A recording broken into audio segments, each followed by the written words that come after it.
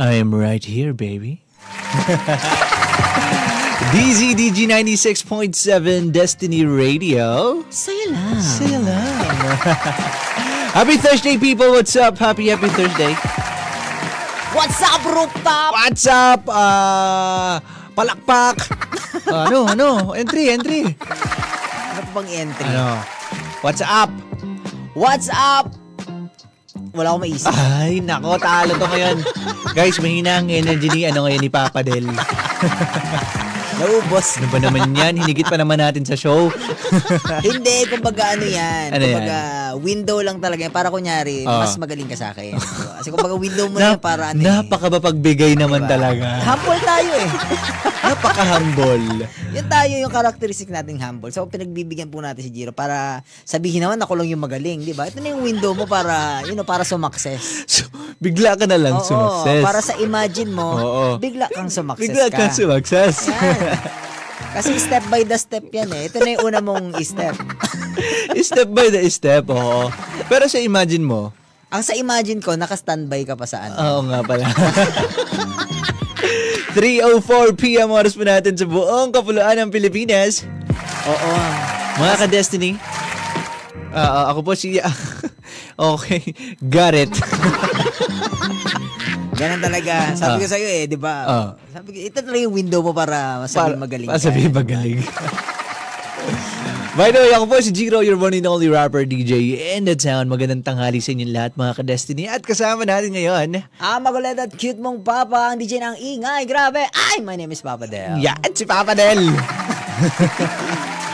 Ay, na-miss niyo ba si Papa Del sa show? Ako na-miss ko si Papa Del sa show. Ako ba tinanong nyo kung na-miss ko kayo? Ayan, laging hindi. Siyempre nami-miss ko kayo.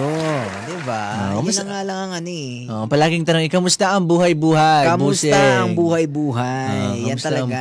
Kamusta ang buhay-buhay? Masaya, happy. Goods. Goods. Baka naman nauubusan ka na kasi palagi kang ito si Papa Del kasi giver kasi talaga to. Ay, giver. Isa to sa mga sa mga ulirang giver. Oo, dati po talaga akong caregiver kasi. Ay, bakit naku, napakabuti ng mga caregiver. Tagabigay ng care, di ba? Oo, di ba? Ako pa ang bait ko kayang dito, head ng department. Oo naman, syempre. Pinagbibigyan lahat ng mga DJ. Na-late ka, okay lang. Walang pinapagalitan. Pero di ba? Pinapagalitan. Pero nakaka-receive ka din naman, di ba? That's the most important, I think. Sa pagiging giver, dapat at least nakaka-receive ka din. Ay, dapat lang. Ano bang gusto mong ma-receive sa Pasko? Layo. Layo ha. Di ilang buwan ka pang mag-give, tapos sa Pasko ka palang makaka-receive. Pera. Madaming pera. Okay, sa December, sige. Mag-iipon kami piso-piso na. 300 lang yung bibigyan sa akin pagdating sa Pasko? Okay na yun. 50 piso? Grabe naman yun. Okay na yun, okay na. Pero alam mo, yan isa nga yun sa mga sa magagandang topic. Kasi may mga tao na may mga tao na mahilig magbigay, tapos ay naiilang silang tumanggap. Totoo. Di ba kasi masanay silang masanay sila na sila yung giver, sila yung nagbibigay. Tapos pag tumatanggap sila, hindi sila hindi sila mapakali, hindi sila sanay. Oo, yung parang ang halos gusto nilang maiyak pag nakaka-receive sila. Ayan, tapos diba? Baka may kapalit. Diba? Pag binibigay sila, ay hindi, wag na. Hindi, pero kinukuha. Naalala ko tuloy yung mga nag-aalok. May kinakain. Gusto mo? Ay, hindi yun ang hindi ganun ako mag-alok. Pag ako nag-aalok, ayaw mo? Ayaw mo, di ba? Lagyan mo na, di ba? Ayaw mo, di ba? Okay. Kasi mamaya, baka biglang tanggapin. Kaya nga, yun na nga. Wag na. At least nang alok ka, di ba? Yes. Alam mo, ganyan tayo mga Pinoy. Meron tayong, maaari kain. Diba? Pero sa loob ng mo talaga, sa kalikod-likuran ng isipan mo, sana tumanggi. Wag kang hihingi. Well, sakto yung give and take niya. Give and take na topic niyan sa ating babasahin ngayong araw. Ooh. I told you. It's time for our Senti Hours, our little segment sa programa. Meron akong bagong natagpuan May natagpuan ka. Ang gaganda ng mga akda niya. May ikli, pero it it bears a lot of stories. It bears a lot of messages. Sometimes kasi yung maikli, yun yung mas malakas ang bigay, di ba? So, it's not about the, it's not about the length. It's about the, alam mo yun, kung paano mo binibigay. Yeah, it's about the performance. Nung tula, di ba? Mismo. Tama. It's about the meaning. At ito, ang pangalan niya sa Facebook ay He Writes for Him. He writes for him. Hindi. Akala ko din nung una. Pero it's more like he writes for him. Himself. Diba? Gets ko kaagad yun. Akala mo sa akin. Weba. Akala mo, BL no? Akala ko BL agad eh. Bading na bading tayo dun. Sabi niya, give and take. Kung gusto niyo ng relasyon na maayos, magtatagal habang buhay, dapat pareho kayong willing mag-effort to make it work. Hindi naman kasi talaga palaging masaya, nakakakilig at exciting. May mga panahong pareho kayong mawawalan ng gana dahil na rin sa personal struggles as individuals. And it's okay. Ang importante, willing kayong ayusin at patibayin ang relasyon na meron kayo. I know, hindi ko na mabilang kung ilang beses ko dun sinabi. But when it comes to relationship, I always believe that it takes two to tango. Ako nabilang ko ilang beses mo sinabi. Pailan na? 69. Hindi ba? Bakit may ganung accurate na number? Nagbibilang ako eh. Pag nakamonitor kasi ako eh. Sabi ko, pang 69 na ito. 69 na. So, okay. Nabilang ko eh. Magaling ako eh. Sabi ko sa inyo, magaling talaga ako. Ang galing talaga mag-isip ng number. Diba? Sa dinami-dami ng number, trilyon. Alam mo, nagsakto lang talaga na ganun beses mong sinabi. 69 talaga yun siya. Pero diba, kagaya nung sinabi mo nung una na may rock at may flower. May flower. And hindi pwedeng rock lang. Oo. Hindi pwedeng flower lang. Kumbaga may magpo-provide ng halimuyak. Kumbaga may balance lagi, di ba? May taga-provide ng halimuyak, ng beauty. May taga-provide ng tibay. Yeah. Di ba? Mm-hmm. So, it takes two to tango. Mm-hmm. Kumbaga, parehas kayo mag-e-effort. It takes 8 to cheer dance. Hindi ba? Ano ba? Kala ko naglalaban ng pasabihan. Sorry. It takes 2 to tango. Tuloy. Di ba? Sabi niya, kung gusto niyo ng relasyon na maayos, magtatagal habang buhay, dapat pareho kayong willing mag-effort to make it work. Aba, yes! Huwag yung isa lang. Di ba? Kasi nga, relasyon nga eh. Di ba? Pareho kayo nasa relasyon eh. Kung isa lang yung chumichika, di ba? Isa lang, siya na lang. Relasyon na lang niya sa sarili niya. Give and take, di ba? Give and take talaga. Nagiging siya eh. Parang nagiging gasolina mo rin kasi. Mm-hmm. Kanbawa, you have this much energy to give. Di ba? Pero kung hindi yun nasusustain, kung wala kang nagiging source of that energy, mauubos siya eh. Ay, mauubos ka. Diba? And at the end of the day, yan, sa kaduluhan, yung relasyon nyo may, yung madadamage. Yeah, diba? Kaya sabi nga nila kung sa isang relasyon hindi always 50-50. Sometimes it's 70-30. Yeah. Sometimes it's 60-40. Depende. So, kung anong kaya niyang ibigay that time, ikaw yung magpupuno. So, it's give and take. Diba? Pag ikaw naman yung kulang, diba? Totoo. Siya naman yung mag-ano nun. Kung isa lang yung nag-a-adjust, diba? Akala kasi ng karamihan. It's always bound to break. Lalo na doon sa mga kapapasok pa lang sa isang relasyon. Pumasok? Sa relasyon? Nagtatanong lang ako. Being in a relationship, akala nila it's just always the kilig. It's always the happy moments, the kain sa labas, kain sa loob. The butterflies in the stomach, diba? The holding hands while walking. HWW, diba? Diba? In the beach, by the beach. Oo. Pero, diba? It's not about that actually. It's more than that. It's part, pero it's more than that. It's the yakap sa dilim kapag hindi yung hindi yung literal na physical na dilim ha. The one na nasa utak natin, nasa isipan natin, 'di ba? It's fighting kahit it's crumble na, 'di ba? Nagigiba na, 'di ba? It's about that. It's about fighting for the relationship, fighting for it. Sabi nila, yung relasyon daw, sobrang dami kasing definition ng ano eh, ng love, ng relationship, ng love. Pero one of my favorite definition of it is that love is a decision. Yeah, tama actually. Love is a decision. Na kapag ka nag-decide ka na mahalin tong tao na to, it deflects the chances kasi na yun, kagaya sinasabi natin na ang pag-ibig naman kasi talaga, it's not about the happy moments. Hindi lang yun doon umiikot.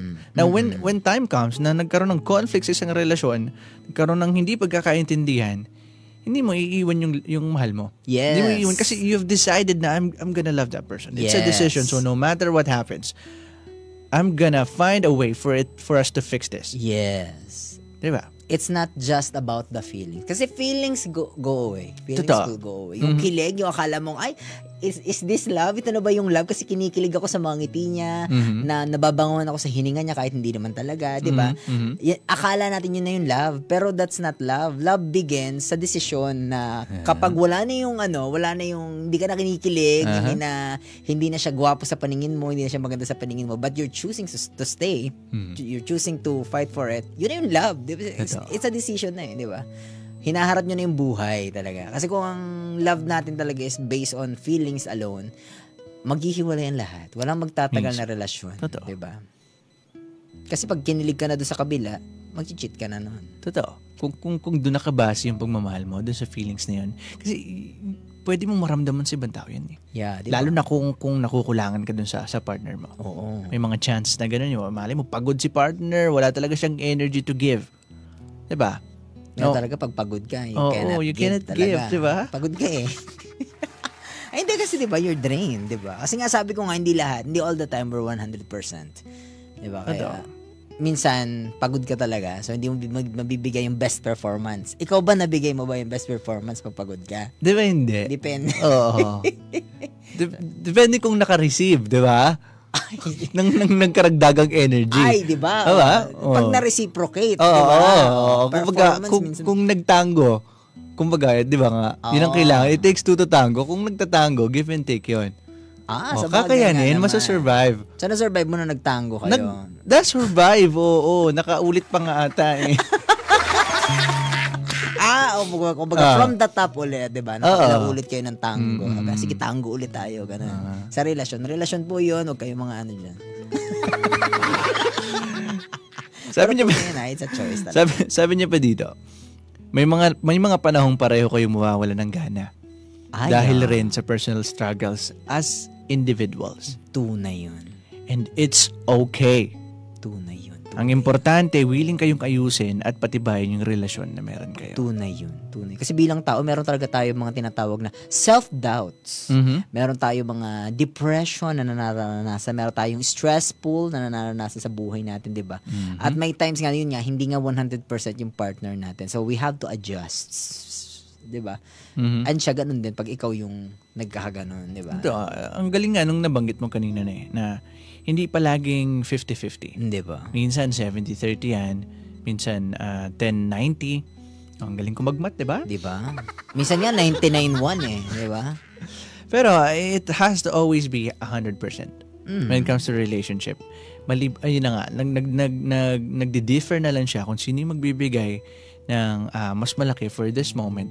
Kasi siya yung mas capable. Akala ko kasi siya yung mas malaki. Yung kayang ibigay. Tama naman. Tama. May diba? May point. Tama yung huli niyang sinabi. At importante, willing kayong ayusin at patibayin ang relasyon.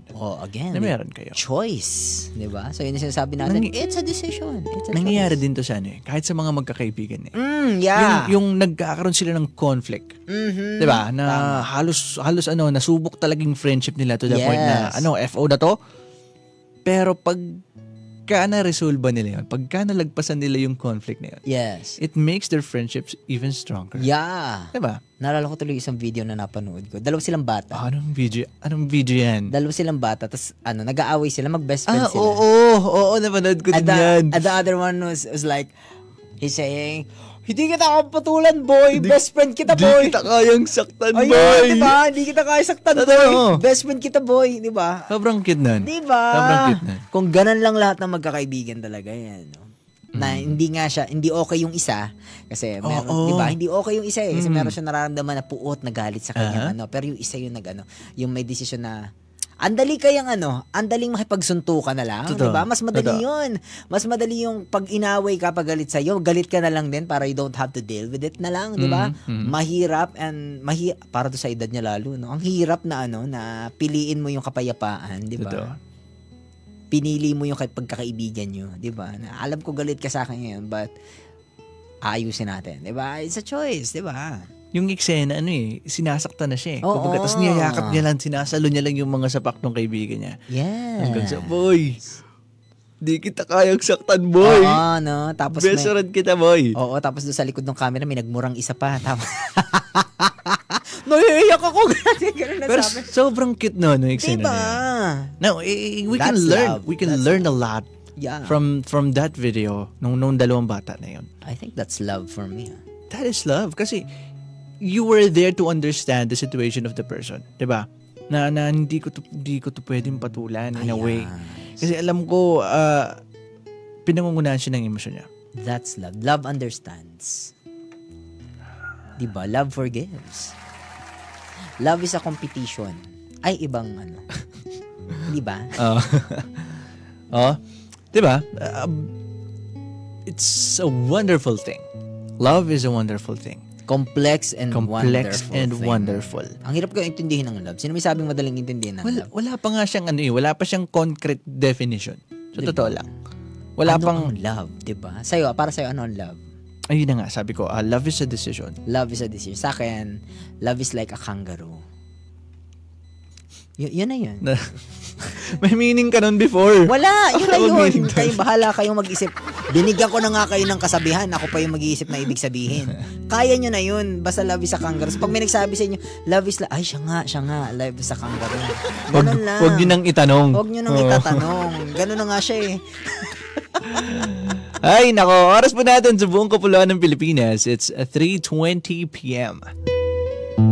Ang bilis ng oras? Oo nga eh. At gusto naming maging mabilis ang inyong pagsaksis. Sumakses.